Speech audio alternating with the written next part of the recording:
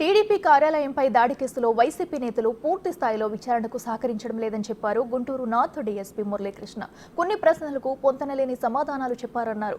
కొన్ని ప్రశ్నలకు వారు చెప్పిన సమాధానాలను వెరిఫై చేసిన తర్వాతే మరోసారి విచారణకు పిలవాలా వద్దా అని నిర్ణయిస్తామంటున్న గుంటూరు నార్త్ డీఎస్పీతో మా ప్రతినిధి సాయి ఫేస్ టు ఫేస్.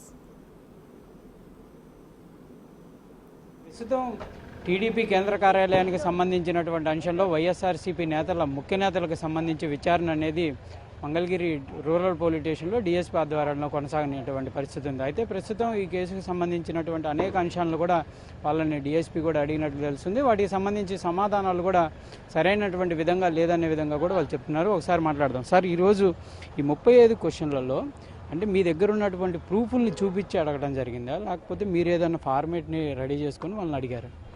మాకు దర్యాప్తులో ఉన్నటువంటి సమాచారాన్ని బట్టి బేసిక్గా కొన్ని ప్రశ్నలు వేయడం జరిగింది.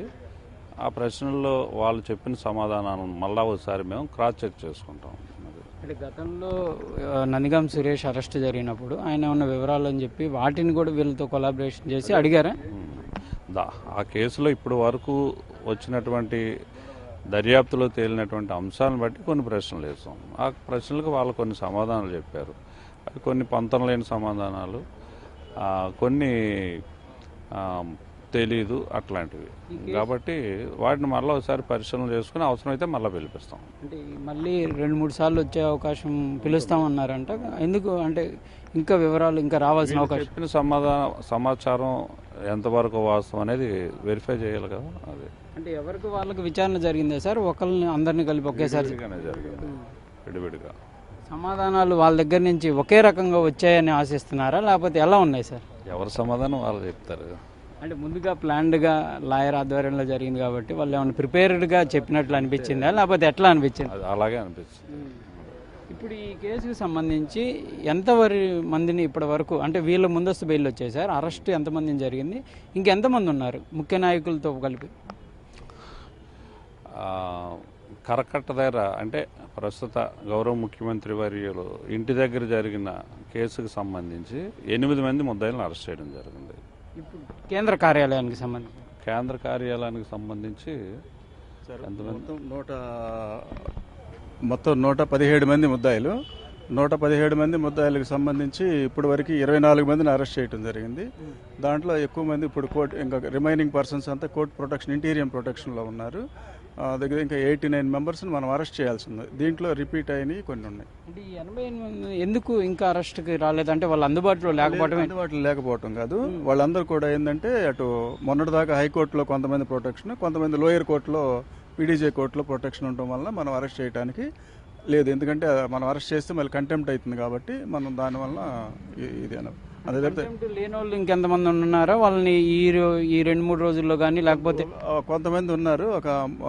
వాళ్ళందరూ ఏంటంటే అబ్స్కాండింగ్లో ఉన్నారు, తక్కువ లిమిటెడ్ మెంబర్స్. కొంతమంది ఏంటంటే వేరే అబ్రాడ్స్ అటు ఇటు పోయిన వాళ్ళు కొంతమంది ఉన్నారు. దాంట్లో కొంతమంది ముద్దాయిలు ఆ రోజు అఫెన్స్లో పార్టిసిపేట్ చేసిన వాళ్ళు కొంతమంది, ఒకళ్ళు 2 వ్యక్తులు కూడా చనిపోయి ఉన్నారు. దానివల్ల తప్పితే ఇంకేం లేదు. ఆల్రెడీ అవైలబుల్గా ఉన్న వాళ్ళని మాత్రం మనం అరెస్ట్ ఎఫెక్ట్ చేస్తూ ఉన్నాం. సార్, మీకు ఇప్పుడు ప్రధానంగా ఈ కేసుకు సంబంధించి వివరాల సేకరణ కోసం ఇప్పుడు ఎవరైతే వచ్చిన వాళ్ళ ఇళ్ళ దగ్గరికి వెళ్తే వాళ్ళు అందుబాటులో ఉన్నారు, వీళ్ళు ఏమని చెప్తున్నారంటే కంపల్సరీగా మేము అందుబాటులో ఉన్నామని చెప్తున్నామన్నారు. ఎట్లాంటి పరిస్థితి? అదే అవన్నీ వెరిఫై చేయాలి. మన టీమ్స్ వెళ్ళినప్పుడు వాళ్ళు లేరు, కానీ మేము ఇంటి దగ్గర ఉన్నామని అంటున్నారు. కొంతమంది అబ్స్కాండ్లో కూడా ఉండి ముందస్తు బెయిల్ వచ్చిన తర్వాత వెలుగులోకి వచ్చారు అనే విధంగా కూడా కొంత ఉంది. అది నిజమేనా? చెక్ చేయాలి, అవన్నీ క్రాస్ చెక్ చేసుకోవాలి. వివరాలు ఇచ్చారా సార్, ఎక్కడ ఉంటున్నాం ఏంటి అనేది? వాళ్ళు లేదు, అందుకనే క్రాస్ చెక్ చేసుకోవాలి వాళ్ళు ఎక్కడ ఉన్నారు. మేము ఉండే వాళ్ళు ఎప్పుడైతే పాత పర్మనెంట్ అడ్రస్లే మీకు ఇవ్వడం జరిగింది. అది ఫోన్స్ మీరు అడిగారా సార్ వివరాల కోసం? వాళ్ళు ఏమన్నారు? ఫోన్లు వాళ్ళు ఇవ్వడానికి నిరాకరించారు, కానీ మరి దర్యాప్తు అధికారి అడిగినప్పుడు ఇవ్వాలి. అది కోర్టు ఉత్తర్వులు కూడా ఉన్నాయి, దర్యాప్తులో సహకరించమని. వాళ్ళు ఇచ్చినట్లయితే అది సహకరించినట్టు అవుతుంది, ఇవ్వకపోతే సహకరించినట్లు కాదు. ఇవాళ ఈ సహకరణ, ఈ వివరణ అంతా ఆధారంగా మళ్ళీ మీరు కోర్టుకి సబ్మిట్ చేస్తారా సార్? ఇవన్నీ కదా, ఇవన్నీ కోర్టుకి సబ్మిట్ చేస్తాం. నందిగాం సురేష్ విచారణ కూడా కస్టడీకి వచ్చిన పరిస్థితుల్లో రేపు ఎలా ఉండబోతుంది సార్? దర్యాప్తు అధికారి అది కస్టడీకి తీసుకుంటారు. 2 days కస్టడీ ఉంది. వచ్చిన తర్వాత మనకు సంబంధించిన ఇక్కడే జరుగుతుందా సార్? ఇక్కడే జరుగుతుంది. వచ్చిన తర్వాత దానికి సంబంధించి 2 డేస్లో 1 డే వెళ్ళి రావటమా లేకపోతే కంటిన్యూగా ఇక్కడే ఉండే పరిస్థితులు ఉంటాయి? అంటే మొత్తం ఓవరాల్గా మనం తీసుకొచ్చే నుంచి తీసుకెళ్లేంత వరకు కూడా మొత్తం కలిపి ఓవరాల్గా 2 డేస్. ఆయనకు కూడా ఈ 35 క్వశ్చన్లే ఉంటాయా సార్? లేదు, అట్లా ఉండదు. ఒక్కొక్క వ్యక్తులను బట్టి అక్కడ మనకు కావాల్సిన సబ్జెక్ట్ని బట్టి అక్కడ ఏవైతే మెటీరియల్ మన దగ్గర ఉన్న దాన్ని బట్టి వాళ్ళకి క్రాస్ చేయడం జరుగుతుంది దాంట్లో.